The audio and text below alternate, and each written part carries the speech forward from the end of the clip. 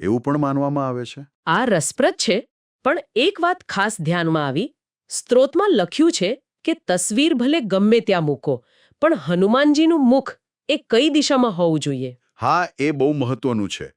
મુખ હંમેશા દક્ષિણ દિશા તરફ જ હોવું જોઈએ. ભલે તસવીર મુખ્ય દરવાજે હોય કે દક્ષિણ દિવાલ પર. હા, ગમે ત્યાં મુખ દક્ષિણ તરફ. એનું કારણ પણ આપ્યું છે સ્ત્રોતમાં. શું કારણ છે? કારણ કે દક્ષિણ દિશાને યમની દિશા પણ કહેવાય છે, અને એ નકારાત્મક ઉર્જા, ભય અને ખરાબ પ્રભાવોનો નાશ કરનારી માનવામાં આવે છે. ઓ, એટલે હનુમાનજીનું મુખ દક્ષિણ તરફ રાખીને એ બધી નકારાત્મક શક્તિઓનો સીધો સામનો થાય. બરાબર. એમને નિષ્ક્રિય કરે એવો તર્ક છે. એટલે આ ગોઠવણ રક્ષણ અને શુદ્ધિકરણ માટે છે. સમજાયું. તો આ બધા નિયમો, આ દિશા, આ બધું પાળવાથી ફાયદા શું થાય? સ્ત્રોત શું કહે છે ચોક્કસ લાભ વિશે? સ્ત્રોત મુજબ ઘણા ફાયદા ગણાવ્યા છે. એક તો પરિવાર પર આવતી મુશ્કેલીઓ, સંકટો ટળે છે.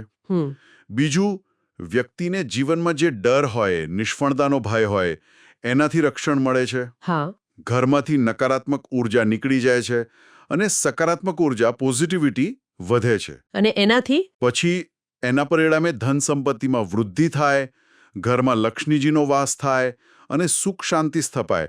આ બધું તસવીરની સાચી જગ્યાને દિશા સાથે જોડાયેલું છે, એમ સ્ત્રોત કહે છે. એટલે સ્ત્રોત મુજબ આ ખાલી શ્રદ્ધાની વાત નથી, પણ એક પ્રકારનું વાસ્તુ વિજ્ઞાન છે જે ચોક્કસ પરિણામો આપી શકે છે જો નિયમોનું પાલન થાય તો. બરાબર. અને આખી ચર્ચા પછી એક વિચાર આવે છે. હા, કહો.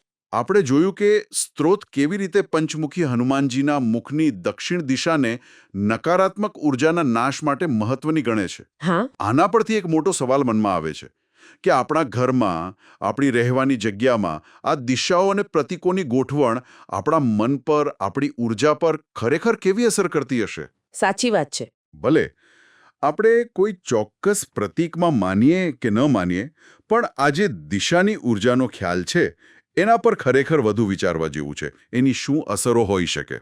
બરાબર. એ એક અલગ જ ચર્ચાનો વિષય છે કે આ દિશાઓ અને પ્રતીકોની આપણા પર શું અસર થાય છે, ભલે આપણે એમાં સભાનપણે માનીએ કે ન માનીએ. આ વિચાર સાથે જ આપણે આજની ચર્ચા પૂરી કરીએ.